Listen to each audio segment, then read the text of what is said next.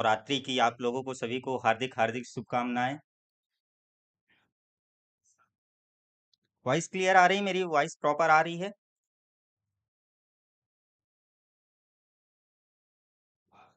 Good morning, good morning. आज थोड़ा late हो गए, क्या है ना, थोड़ी नवरात्रि का सीजन चल रहा है, इसके चलते। कोई नहीं। आज एक हमें नया चैप्टर स्टार्ट करना है। जब तक जल्दी से जुड़ जाइए, और अब अपने दोस्तों को भी शेयर कर दीजिए जल्दी से।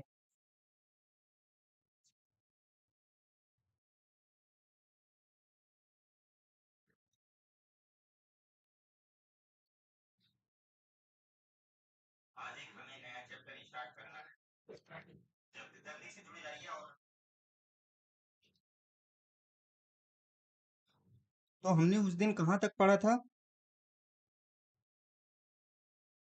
आई थिंक पक्षी हो गया था, है ना, एप्स हो गया था। आज हमें मैमल्स पढ़ना था, स्तनपायी। लास्ट टॉपिक, लास्ट ही टॉपिक बचा हुआ था, है ना। तो मैमल्स के बारे में, तो देखो, अगला टॉपिक क्या है अपना? मैमल्स। 10वां था अपना क्या? स्तनपायी, या मैमल्स बोल दें।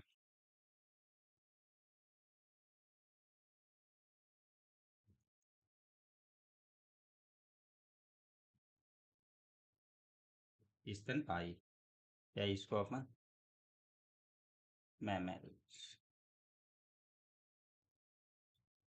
तो देखो, जो यानी कि अपन जो मैमल्स लोग होते हैं वह कैसे होते हैं?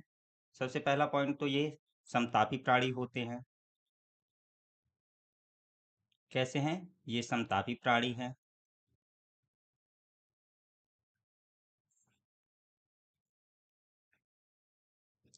और अगर इनके हृदय की बात की जाए तो इनका हृदय कैसे होता है?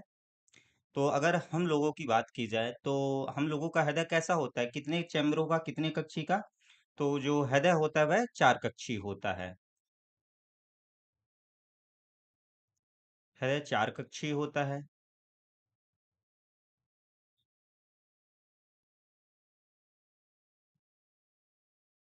जी गुड मॉर्निंग मयंक जी। तो देखो, अब अगर हम मैमल्स की बात करें तो मैमल्स भी इसमें यानी कि देखो, अगर मेनली बात की जाए कि जो मैमल्स होते हैं वह कैसे होते हैं, बच्चों को जन्म देने वाले, ठीक, शिशुओं को जन्म देते हैं। लेकिन कुछ ऐसे जंतु, यानी कि देखो, अगर साइंस पढ़ रहे हो तो उसमें तो एक्सेप्शन पढ़ना ही पड़ेगा, है ना। तो कुछ जंतु अपवाद स्वरूप भी है जो क्या दे रहे हैं, अंडे देते हैं। जैसे कौन होते हैं? जैसे इकिडना हो गया, और प्लेटिपस हो गए, ये क्या देते हैं, अंडे देते हैं, ठीक। तो सबसे पहले तो इस वर्ग के जंतु शिशुओं या बच्चों को जन्म देते हैं।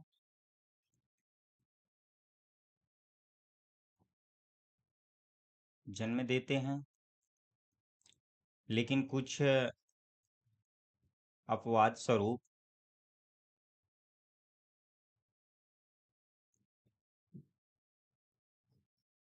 क्या देते हैं, अंडे देते हैं। अंडे भी देते हैं। तो अंडे कौन कौन से देते हैं? तो जैसे हो गया इकिडना हो गया, इकिडना हो गया, और प्लेटिपस हो गए। ये क्या देते हैं? ये मैमल्स होने के बावजूद भी ये क्या देते हैं, अंडे देते हैं, ठीक। और दूसरी बात की जाए तो जो क्या होते हैं कि मैमल्स होते हैं, तो मैमल्स की त्वचा पर क्या पाया जाता है, बाल होते हैं, और श्वेत ग्रंथियां होती हैं, और तेल ग्रंथियां भी होती हैं। तो इनकी त्वचा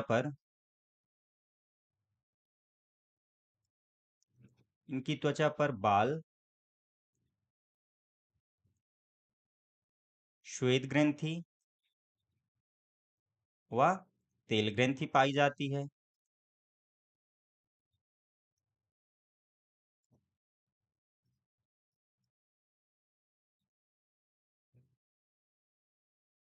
ठीक, तो ये रहे। अब अगर इनके बात की जाए कि ये श्वसन किसके द्वारा करते हैं, तो ये श्वसन किसके द्वारा करते हैं? देखो, अगर जो मैमल्स हैं, तो यानी कि मैमल्स का अगर मेन कैरेक्टर की बात करें तो यानी कि उनमें जो श्वसन के लिए क्या होता है, डायफ्राम होता है, ठीक। तो डायफ्राम की वजह से ही ये लोग क्या करते हैं, श्वसन करते हैं। तो इनमें यानी कि श्वसन के लिए क्या पाया जाता है, डायफ्राम होता है। और एक और बात कि जैसे देखो, अपन ने पढ़ा क्या कि जो मैमल्स होते हैं वह क्या देते हैं, बच्चे जन्म देते हैं, ठीक, शिशुओं को जन्म देते हैं। फिर हम लोगों ने अब बात पढ़ा कि कुछ होते हैं कि जो अंडे भी देते हैं। लेकिन अगर आप बात करो किसकी, कंगारू की, तो कंगारू कैसे होते हैं, यानी कि ये क्या करते हैं, अविकसित बच्चे को जन्म देते हैं, ठीक। यानी कि क्या होता है कि इनमें एक मार्सुपियन नाम की एक थैली होती है। तो ये अपने बच्चे को जन्म देने के बाद उसको तब तक उस थैली में रखे रहते हैं जब तक कि उसका पूर्ण विकसित नहीं हो जाता है, ठीक। तो जो कंगारू है, तो कंगारू कैसा होता है, यानी कि कौन से बच्चे जन्म देता है, तो अविकसित बच्चे को जन्म देता है, ठीक। तो ये पॉइंट भी लिख लीजिए। कंगारू जैसे कुछ स्तनपायी अविकसित अविकसित बच्चे को जन्म देते हैं, अविकसित बच्चे को जन्म देते हैं। और उनको कब तक रखते हैं, जब तक कि उनका पूर्ण विकास नहीं हो जाता है, ठीक। और कहाँ रखते हैं, तो किस में रखते हैं, तो मार्सुपियन नाम की एक थैली पे। तो मार्सुपियन नामक थैली में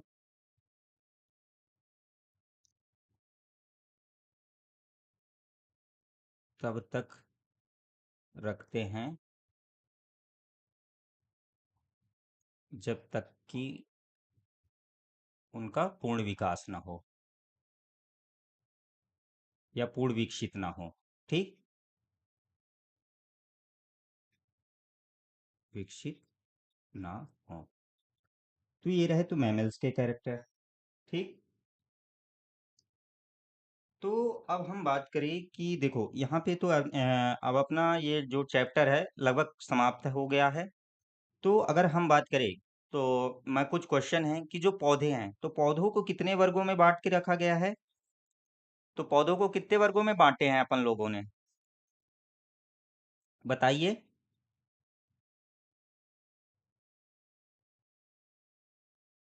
तो कितने वर्गों में बांट के रखे हैं, 5 वर्गों में। कौन कौन से हैं पौधों को, 5 वर्गों में, 5 किंगडम में कौन कौन से हैं, एक हो गया थैलोफाइटा, थैलोफाइटा, ब्रायोफाइटा, टेरिडोफाइटा,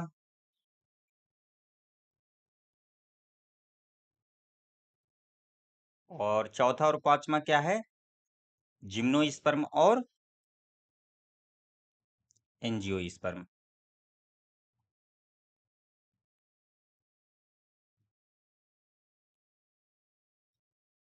और अगर हम बात करें किनको, जंतुओं को, तो जंतुओं को कितने वर्गों में बांट के रखे, कितने फाइलम में, तो इनको 10 फाइलम में। कौन कौन से हैं, तो कौन कौन से हैं 10, अगर हम बात करें तो सबसे पहला क्या, पोरीफेरा, फिर सिलेंट्रेटा। देखो अगर जो पढ़ता होगा, जो पर डे रिवीजन करता होगा, तो उससे ये बन जाएंगे, ठीक ना। सिलेंट्रेटा, अगला क्या है, प्लेटीहेल्मिन्थेस, प्लेटीहेल्मिन्थेस। और इसके बाद हमने क्या पढ़ाया था, निमेटोडा, निमेटोडा, एनालिडा, मोलस्का, और क्या था, आर्थ्रोपोडा। आर्थ्रोपोडा को क्या बोलते हैं, सबसे बड़ा संघ है, प्राणी जगत का सबसे बड़ा संघ कौन सा है, आर्थ्रोपोडा। और दूसरे में कौन सा है, कमेंट करके बताइए, दूसरा सबसे बड़ा संघ कौन सा है, इकाइनोडर्मेटा, और क्या पढ़े थे, प्रोटोकॉर्डेटा, प्रोटोकार्डेटा और कार्डेटा। कितने हो गए? 10 हो गए। 1 2 3 4 5 6 7 8 9 10। तो ये 10 हो गए। तो बताइए सबसे बड़ा संघ कौन सा है? आर्थ्रोपोडा है। लेकिन दूसरा सबसे बड़ा संघ कौन है? कमेंट करके जल्दी बताइए कि दूसरा सबसे बड़ा संघ कौन सा है।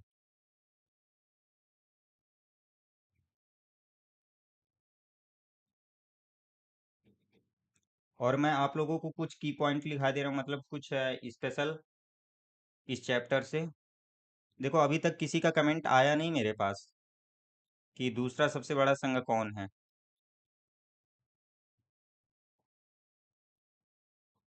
अगर हम सबसे विशाल स्तनधारी की बात करें तो सबसे बड़ा विशाल स्तनधारी कौन सा है? बिल्कुल मयंक पर्णा जी का बहुत सही जवाब, मोलस्का। ठीक। तो अगर हम बात करें कि दूसरा सबसे बड़ा सॉरी, सबसे विशाल स्तनधारी कौन है विश्व का सबसे विशाल प्राणी, तो कौन है? विश्व का सबसे विशाल,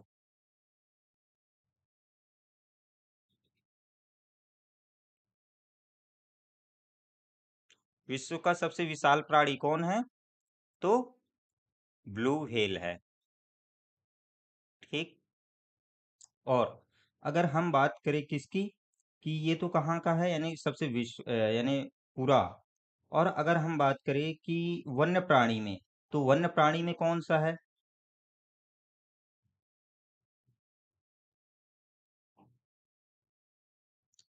वन्य प्राणी में सबसे बड़ा कौन सा है? बताइए।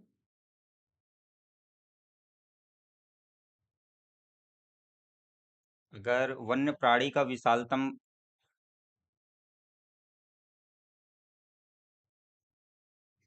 विशालतम जीव की बात करें तो कौन है? एलिफेंट है। कहाँ का? अफ्रीकी हाथी उसको बोलते हैं। ठीक। और देखो एक बात और बता दूं कि देखो कुछ यानी कि जो अपने यानी कि मैमल्स में अपन देखते हैं कि उनमें नोटोकॉर्ड मेरुरज्जी पाई जाती है। ठीक। लेकिन कुछ ऐसे होते हैं कि जिनमें रीढ़ की हड्डी यानी मेरुरज्जु नहीं पाई जाती। तो जो बिना रीढ़ की हड्डी वाले होते हैं तो उनमें और क्या एब्सेंट होता है? तो उनमें पित्ताशय भी नहीं पाया जाता, गॉल ब्लैडर भी नहीं पाया जाता है। तो बिना रीढ़ की हड्डी वाले जंतुओं में, बिना रीढ़ की हड्डियों वाले जंतुओं में क्या नहीं पाया जाता है? ये क्वेश्चन एक बार पूछा गया था कि बिना रीढ़ वाले हड्डियों बिना रीढ़ की हड्डी वाले जंतुओं में, पशुओं में क्या नहीं पाया जाता है? तो क्या नहीं पाया जाता है? पित्ताशय नहीं पाया जाता है।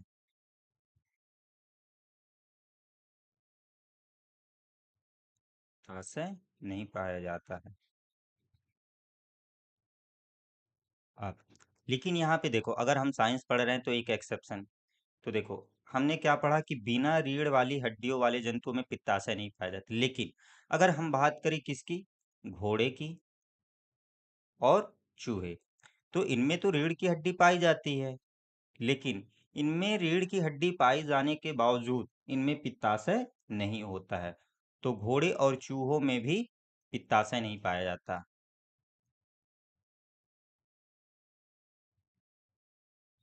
पित्ताशय नहीं पाया जाता।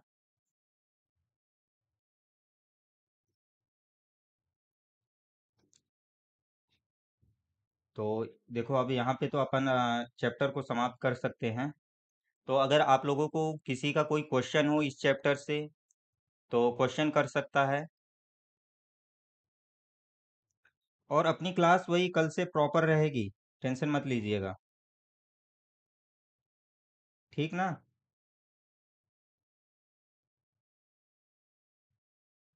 कल से वही 8 से ही स्टार्ट करेंगे।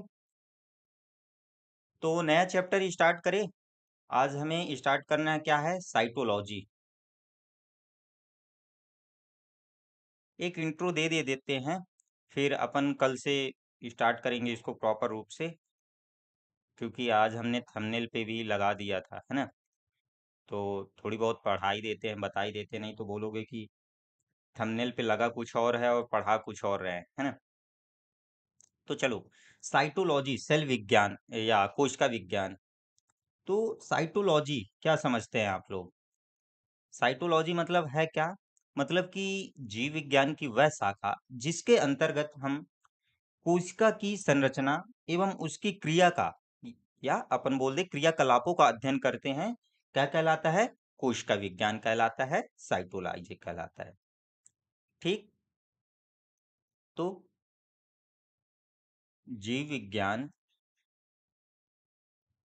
की वह शाखा जिसके अंतर्गत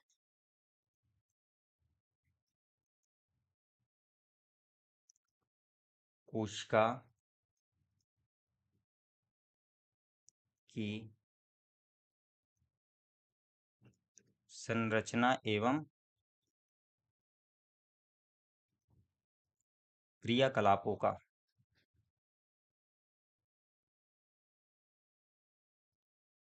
संरचना एवं क्रियाकलापों का अध्ययन करते हैं। अध्ययन करते हैं कोशिका विज्ञान, या अपन बोल दे साइटोलॉजी कहलाता है।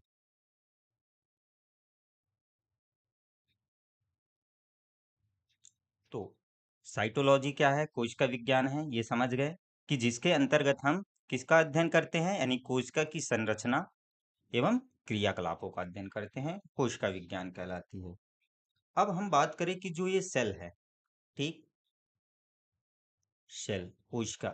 तो कोशिका है क्या? तो देखो, अगर कोई सा भी छोटा जीव हो, वह किससे मिलकर बना हुआ होता है? कोशिका से। तो कोशिका क्या होती है कि कोई सा भी जीव हो, तो यानी कि प्रत्येक जीवधारी की संरचनात्मक एवं क्रियात्मक इकाई है। तो अगला पॉइंट अपना क्या हो सकता है? कोशिका प्रत्येक जीव की संरचनात्मक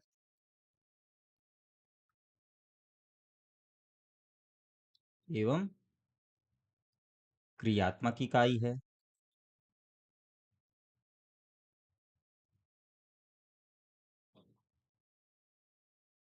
ठीक। मतलब क्या है कि चाहे आप पेड़ पौधे ले लो या कोई जीव जंतु ले लो, वे सभी किससे मिलकर के बने हुए हैं? कोशिका से मिलकर बने हैं। मतलब कि उनका जो पूरा शरीर है, वह किससे मिलकर बना हुआ है? कोशिका से। अब हम इतनी कोशिका की बात ही कर रहे हैं, तो किसी को मालूम है क्या कि कोशिका की खोज किसने किया? डिस्कवरी। तो कोशिका की खोज, ये क्वेश्चन कई बार पूछा जाता है कि कोशिका की खोज किसने किया था? तो कोशिका की खोज किसने किया था? रॉबर्ट हुक ने। कब किया था? 1665 में। तो उन्होंने कहाँ देखा था? तो उन्होंने अपना खुद का जो उन्होंने माइक्रोस्कोप सूक्ष्मदर्शी बनाया था, ठीक। तो उन्होंने जब वो कॉर्क सेल का अध्ययन कर रहे थे, तो उन्हें दिखा कि एक छोटे छोटे बॉक्स जैसी संरचना दिखाई दी। अब छोटे छोटे बॉक्स कैसे? जैसे मधुमक्खी का छत्ता दिखता है ना, ऐसे छोटे छोटे बॉक्स अंदर दिखाई देते हैं। तो उन्हें मधुमक्खी के छत्ते के समान एक संरचना दिखाई दी। तो जो ये छोटे-छोटे बॉक्स थे, उन्हीं को इन्होंने क्या बोला? कोशिका नाम दिया। ठीक? उन्होंने कहा कि ये कोशिका है। अब जो ये इन्होंने कोशिका बताया, तो इन्होंने अपनी एक पुस्तक लिखी जिस पे उसका उल्लेख किया। तो वह पुस्तक कौन-सी है? तो उनकी पुस्तक का नाम है क्या? माइक्रोग्राफिया। ये क्वेश्चन काफ़ी बार पूछा गया है कि उनकी पुस्तक का नाम जिसमें उन्होंने सेल के संबंधित वर्णन किया है, तो कौन सी पुस्तक है? तो माइक्रोग्राफिया पुस्तक में वर्णन किया है। तो माइक्रोग्राफिया पुस्तक में वर्णन किया।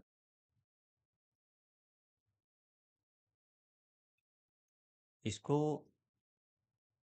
ध्यान रखना। ठीक, कौन सी बुक है? माइक्रोग्राफिया। अब जो रॉबर्ट हुक थे, इन्होंने किस पे बताया था? कौन सी सेल का अध्ययन किया था? इन्होंने डेड सेल्स का, मतलब मृत कोशिकाओं का। अगर बात करें हम जीवित कोशिकाओं की, तो जीवित कोशिका पे किसने अध्ययन किया था? तो वह थे कौन? एंटोनी वान ल्यूवेनहॉफ। तो जो रॉबर्ट हुक थे, इन्होंने किस पे, कौन सी कोशिकाओं पे अध्ययन किया था? इन्होंने डेड सेल पे। अगर हम जीवित कोशिका की बात करें, कौन सी? जीवित कोशिका। तो जीवित कोशिका पे किसने बताया? तो जीवित कोशिका पे एंटोनी वॉन ल्यूवेनहॉक ने बताया था। ठीक, एंटोनी वॉन ल्यूवेनहॉक। कब बताया था? तो 1674 में। ठीक, तो इन्होंने जीवित कोशिका का अध्ययन किया। तो किसने बताया? एंटोनी वॉन ल्यूवेनहॉक ने। अब तो ये रहे सेल, सेल के बारे में। अब अपन बात करेंगे किसकी? सेल थ्योरी की। ठीक, तो सेल थ्योरी पे दो साइंटिस्ट आते हैं, कौन कौन से? एक आते हैं, एक सिल्डन, और एक आते हैं स्वान। नाम काफी आप लोगों ने सुना होगा। ठीक, एमजे सिल्डन और टी स्वान। तो जो एमजे सिल्डन थे, वह कौन थे? वह बॉटनिस्ट थे, मतलब कि वह वनस्पति विज्ञान, उन्होंने पौधों पे उनका काम था। और जो टी स्वान हुए थे, वह कौन थे? यह एक जर्मन जूलॉजिस्ट थे, वह जंतु विज्ञान। तो उन्होंने, जो एमजे सिल्डन है और टी स्वान, तो इन्होंने पौधों पे और जंतुओं पे इन्होंने बताया कि जो अगर पौधों का शरीर है या जंतुओं का शरीर, वह किससे मिलकर के बना हुआ होता है? यानी कोशिकाओं से ही मिलकर के बना हुआ होता है। तो इन्होंने बोला कि चाहे पौधे हों या कोशिकाएं हों, ठीक, यानी कि प्रत्येक जीव का शरीर एक कोशिका, एक कोश की, या बहु कोशिका, या दो से अधिक कोशिकाओं से मिलकर के बना हुआ होता है। ठीक, तो ये किसने बताया था? एमजे सिल्डन और सॉन ने। कि अगर कोई सा भी जीव होगा, तो उसका जो शरीर है, वह किससे मिलकर के बना हुआ होता है? तो कोशिका से मिलकर के बना हुआ होता है। ठीक, और लेकिन, और अगर हम बात करें कि इनमें कुछ इनकी थ्योरी पे एक्सेप्शन था, तो क्या था? कि इन्होंने ये तो बता दिया कि जो कोई सा भी, यानी कि जो पेड़ पौधे हैं या जीव है, वह किससे मिलकर के बने हुए हैं? कोशिका से। लेकिन यहाँ पे ये बात उठ रही थी कि जो ये कोशिका है, सेल है, ये कैसे बनती है? मतलब कि एक कोशिका तो है, फिर जो दूसरी कोशिका बन रही है, वह कैसे बन रही है? तो ये बताने में जो एमजे सिल्डन थे और स्वान थे, ये बताने में असमर्थ रहे। तो फिर इनके लिए एक दूसरे साइंटिस्ट आए, जिसको अपन मॉडर्न सेल थ्योरी के नाम से भी जानते हैं। तो वह कौन थे? रुडोल्फ विर्चॉ। उन्होंने आए और उन्होंने बताया कि जो हमारी पुरानी कोशिका होती है, ठीक, तो वह किसी, अगर जो हमारी पुरानी कोशिका है, फिर उससे क्या बनती है? न्यू सेल्स बनती हैं। ठीक, तो उन्होंने बताया कि जो हमारी न्यू सेल्स है, वह किससे बनती है? प्री एग्जाइटिंग सेल से बनती है। ठीक, उन्होंने उस पे एक टर्म भी दिया था, ओमनी सेलुला ई सेलुला। ठीक, तो इन्होंने एक टर्म दिया था, ओमनी सेलुला ई सेलुला। ये टर्म काफी बार पूछा भी जाता है। तो फिर इन्होंने बताया कि जो हमारी सेल्स होती हैं, वह प्री एग्जाइटिंग सेल से बनती हैं। तो यहाँ पे तो मॉडर्न सेल थ्योरी समाप्त। फिर उसके बाद अपन, देखो मैं आज इसलिए नहीं लिखवा रहा हूँ क्योंकि अपन अब क्लास समाप्ति की ओर जा रहे हैं। तो अगर मैं चाहता हूँ कि कल अपन इसको पूरा शुरू से स्टार्ट करें, है ना? तो अपन इसको कल फिर से शुरू से कंटिन्यू रखेंगे। तो आज के लिए बस इतना ही। और आज हम थोड़ी लेट हो गए हैं, तो चलिए कोई नहीं, अपन कल इसी टाइम, यानी सुबह 8 बजे ही मिलना है सब लोग को। ठीक ना? तो सुबह सब लोगों को 8 बजे ही आना है। तो चलिए क्लास को अब यहाँ पे एंड करते हैं। आज के लिए इतना ही। जय हिंद, जय भारत। धन्यवाद।